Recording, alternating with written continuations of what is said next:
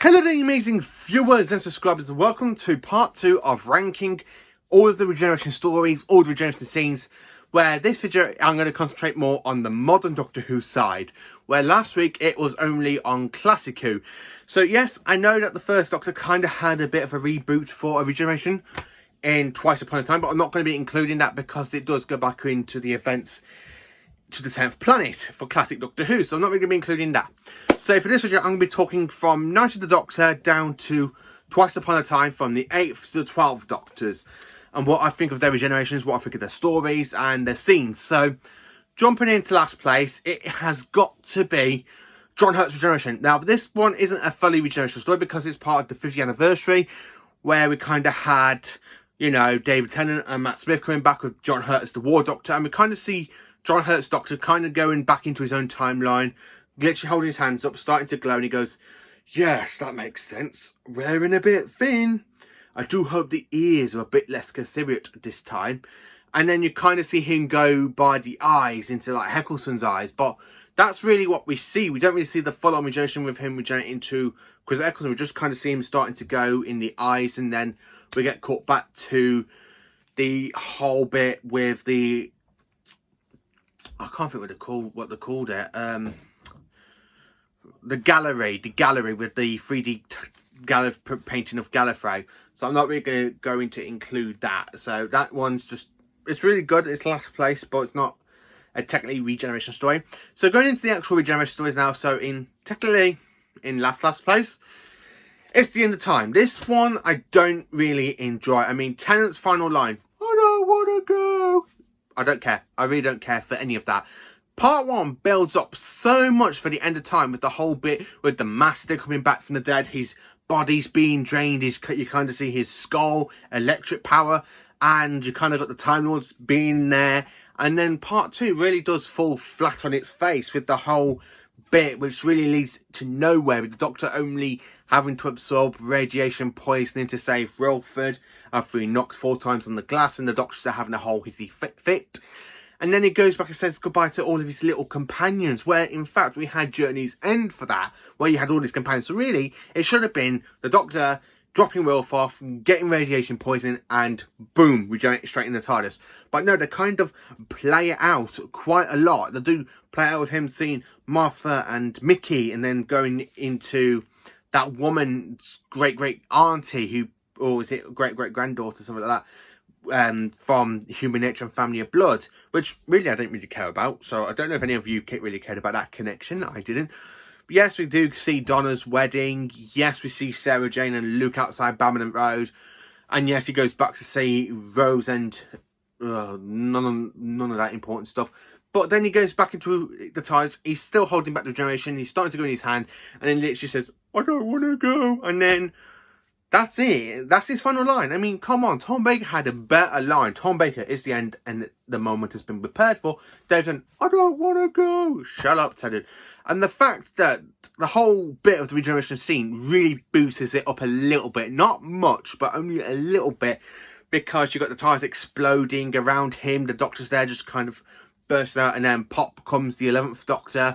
Yeah, so at the end of time, it's not a brilliant regeneration story. It's literally, out of all the regenerations, after later on I'm going to compare what I think of, what is the strongest regeneration for Classic Who and what is the strongest regeneration for Modern Who, compared to the 2 weakest of Classic and Modern.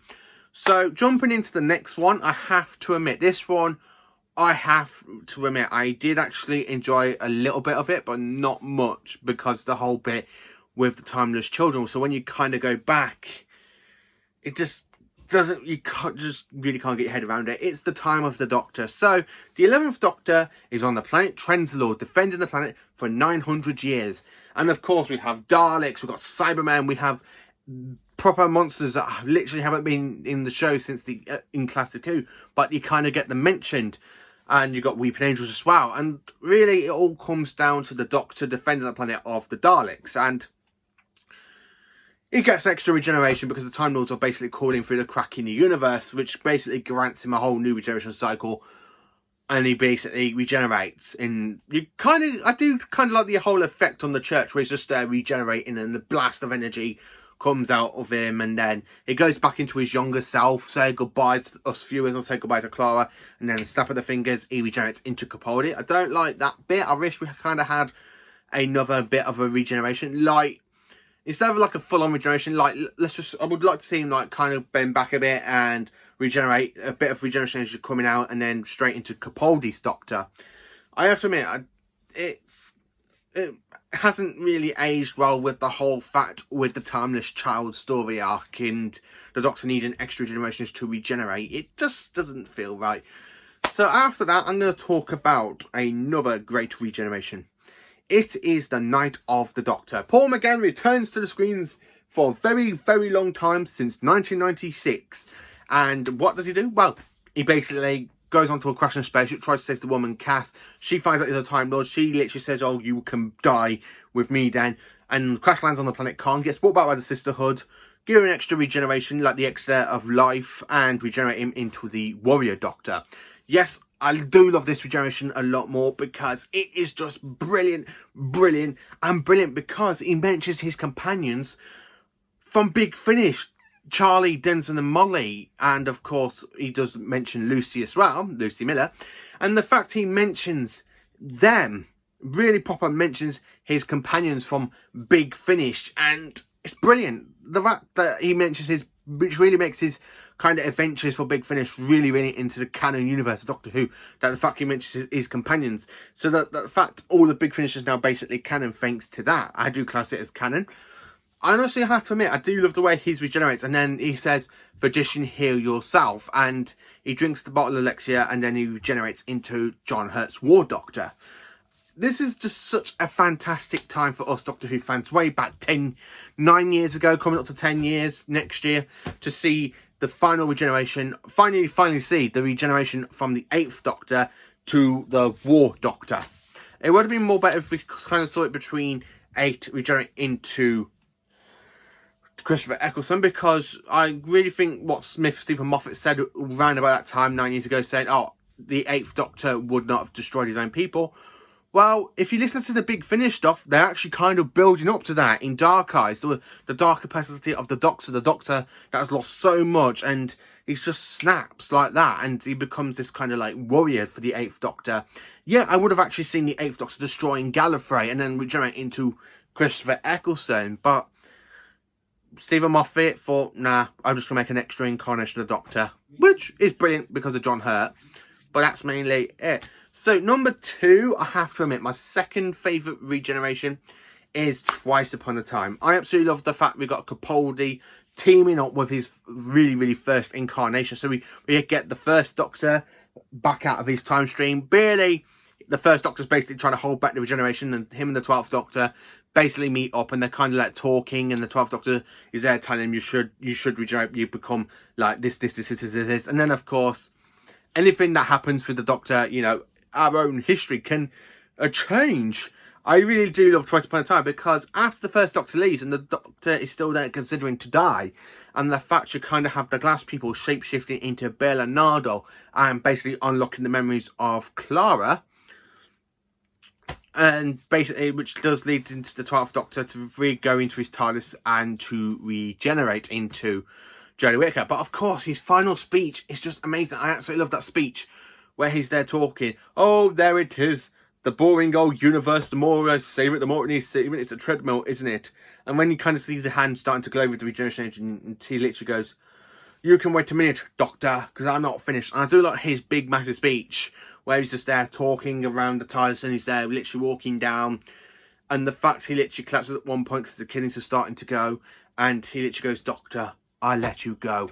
I honestly do love Capaldi's speech, and the fact he literally bends back a bit and the regeneration energy comes out. Now, admittedly, the regeneration energy does kind of make the TARDIS explode after the 13th Doctor basically goes and pushes a button, and the TARDIS does actually fling her out of the the TARDIS literally just fling her out, and she's there kind of falling into Earth, which basically just leading to the next story, which is the woman who fell to Earth. But for me, I really do enjoy Capaldi's speech. I like the way he regenerated, and I really do enjoy Twice Upon a Time. Not many fans do, but I enjoy it for what it is, and it's my second favourite regeneration story from Modern Who.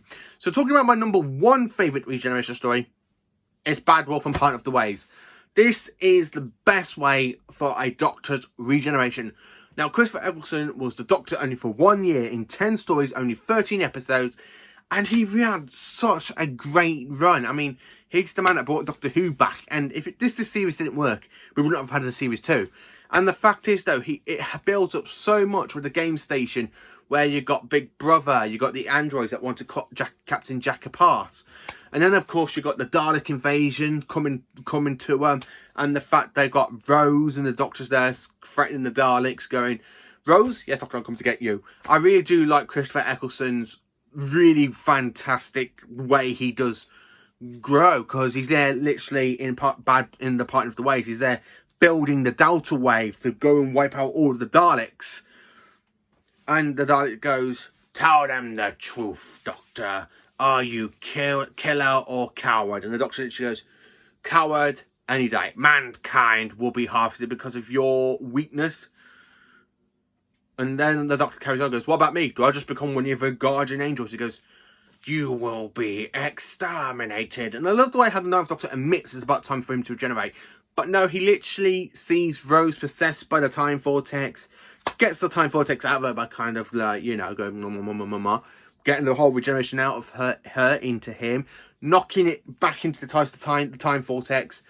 And the Time Vortex really does damage his body, and he's there talking to her saying, I might take you to Barcelona, not the city, Barcelona, the planet, Barcelona. Fantastic, fantastic place. They've got dogs with no noses. I do like the way how he says, maybe you should go, maybe I will, but not like this. You're not making sense. I might make no sense again. I might have no head. I really like how the Ninth Doctor really does play it off, and then all of a sudden he goes straight from laughing and joking with Rose, he goes straight into pain, and she goes, Doctor, what's going on? I absorbed all the Time Vortex and no one's meant to do that. I love the way he goes, every single cell in my body's dying. Rose, oh, can you do something? Yeah, I'm doing it now. I really love the way that Ninth Doctor literally throws that line, and it's very cheeky. Yeah, I'm doing it now. You see, Time Lords will have this way of cheating death, but it means I'm going to change. And you're not going to see me again. Not like this. Not with this daft old face. And the way he goes, like, before you go, I want to say you were fantastic. Absolutely fantastic. And he goes, you know what? So was I. And the way he smiles and then bursts out of the regeneration energy, the way he just bursts out, and then David Tennant literally comes up and go, hello, okay, new teeth, that's weird. So where was I? Ah, that's right, Barcelona. I really do love this two-parter. It's Daleks, you got the Emperor Dalek, the Ninth Doctor ends up regenerating. This is the best way to end a fantastic series. Series 1, this is my favourite series, all of Modern Who. I'm sorry to say it, but it's really, really good. The fact that we go from this into series 2, and I'm like, yeah, series 2's got some good episodes, but I just don't like series 2. I really don't like series 2. Honestly, I just don't. But the fact we go from this into series 2, and it's drivel. It's absolutely drivel. And then the regeneration story for David Tennant literally really knocks that back. Matt Smith kind of knocks it forward a bit, and then Capaldi really knocks it up. So I'm really hoping that Jodie's Doctor gets a fantastic final line. I mean, I'll always love it with Doctor's final lines. If they're speeches or if they're just lines, if you go from like John Pertwee goes, a tear, Sergey, no, don't cry, don't cry. And he just dies on the spot. Or Tom Baker's, it's the end, the moment has been prepared for. Or Peter Davison's, I might regenerate. I don't know, feels different this time. And then, of course, you've got some other great regenerations. Now, out of all of Modern Who, what is your favourite regeneration? Is it Night of the Doctor? Is it the Day of the Doctor for the War Doctor? Is it Bad Wolf, Parting of the Ways? Is it the End of Time? Is it the Day of the is it Time of the Doctor? Or is it Twice Upon a Time? What is your favourite regeneration from Modern Doctor Who? Let me know in the comments. Please do like, subscribe and share. And if you agree with me, I have to say, if you do agree with me on Bad Wolf and Parting of the Ways, and give it a massive thumbs up to you all, because I really do consider that to be the best regeneration from Modern Who so far. I mean, yes, we've got Jodie Whittaker's, you know, Jodie Whittaker probably could possibly take over Christopher Eccleston's, but I don't really think so. I think it would definitely take over the End of Time for me, and possibly the Time with the Doctor. But I am sorry to say this, but I really am hoping Jodie Whittaker does get a good finale. I do like her Doctor. I just think her era just kind of suffers from really bad writing from Chris Chibnall's part, especially a little bit in Series 11. Series 12 was starting to get better. And then Series 13 Flux. I do enjoy Series 13 Flux, but I do think the ending was very, very rushed. But I do kind of like some of the specials as well. So yeah, so thank you for watching this video. Please do like, subscribe and share, and join for more awesome Doctor Who content. And there will be a review coming out possibly next Monday on the whole regeneration side of the Doctor, for Power of the Doctor. So thank you for watching and have a cracking day.